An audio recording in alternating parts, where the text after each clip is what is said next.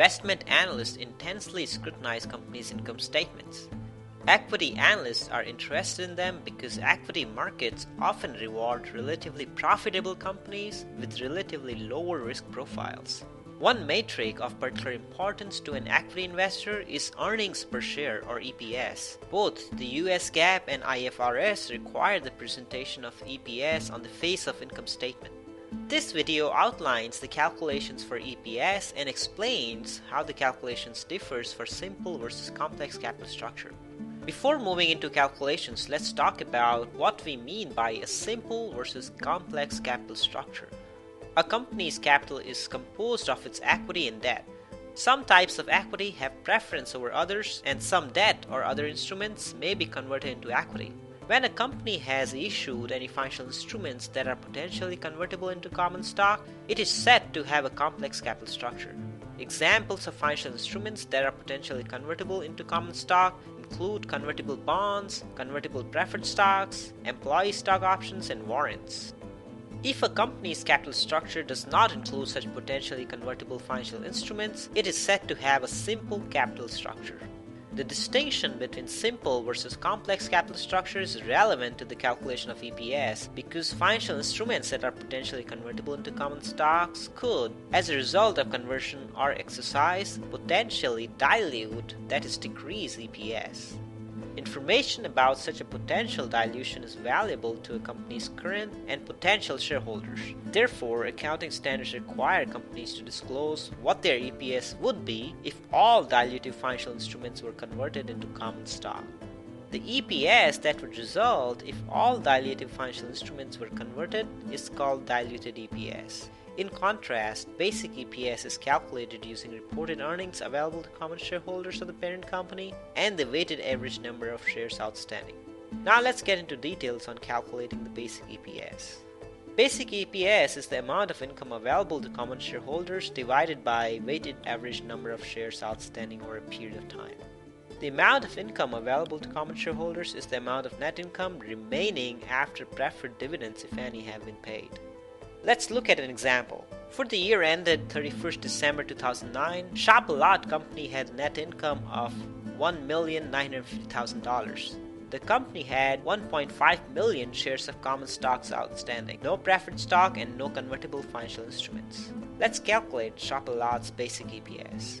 Well, Shop-A-Lot's basic EPS is calculated by dividing $1,950,000 by 1.5 million shares, or $1.30. If the company had preferred stocks, preferred stock dividends will be deducted from the numerator, but the denominator will remain unchanged.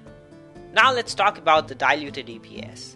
If a company has a simple capital structure, in other words, one that includes no potential dilutive financial instruments, then its basic EPS is equal to its diluted EPS.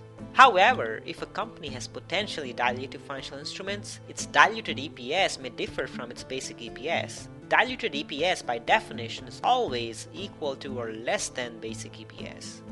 Diluted EPS is generally calculated using if converted method and is calculated using the following formula. Adjustment for dilutive securities and the adjustment to weighted average number of shares outstanding presumes that dilutive securities are converted to common shares as at the beginning of the year. To calculate the diluted EPS, the accountant adds back interest expense net of taxes on convertible bonds and dividends on convertible preferred stock the firm subtracted in computing net income attributable to common shareholders. With implied stock options, the numerator in the EPS calculation remains unchanged as options do not generate any income. However, the denominator increases by the incremental number of shares issued if all of the options were exercised. Let's look at an example. For the year ended 31st December 2009, Bright Warm Utility Company had net income of $1.75 million.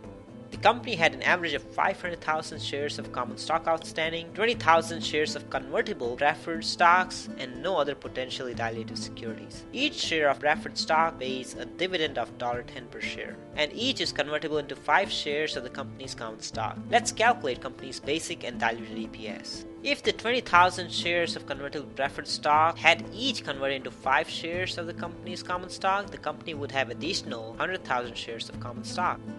If the conversion had taken place, the company would not have to pay preferred dividends of $200,000, which is basically calculated as $10 per share for each of the 20,000 shares of preferred stock.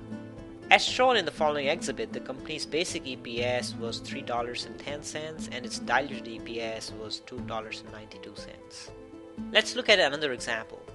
Opnox Company reports net income of $750,000 for the year ended 31st December 2009. The company had a weighted average of 690,000 shares of common stock outstanding. In addition, the company has only one potentially dilutive security, 50,000 of 6% convertible bonds, convertible into a total of 10,000 shares. Assuming a tax rate of 30%, let's calculate Opnox's basic and diluted EPS. If the debt securities had been converted, the debt securities would no longer be outstanding, and instead an additional 10,000 shares of common stock would be outstanding. Also, if debt securities had been converted, the company would not have paid interest of $3,000 on convertible debt, so the net income available to common shareholders would have increased by $2,100, which is basically the after-tax interest payment of $3,000. The following exhibit illustrates the calculation of diluted EPS using the if converted method for convertible debt. It is possible that some potentially convertible securities could be anti-dilutive. That is, their inclusion in computation would result in an EPS higher than company's basic EPS. Under IFRS and the US GAAP, anti-dilutive securities are not included in the calculation of diluted EPS. Diluted EPS should reflect the maximum potential dilution from conversion or exercise of potentially dilutive financial instruments. Hence, diluted EPS will always be less than or equal to basic EPS. In the next video, we will talk about two additional profitability ratios, return on assets and return on common equity.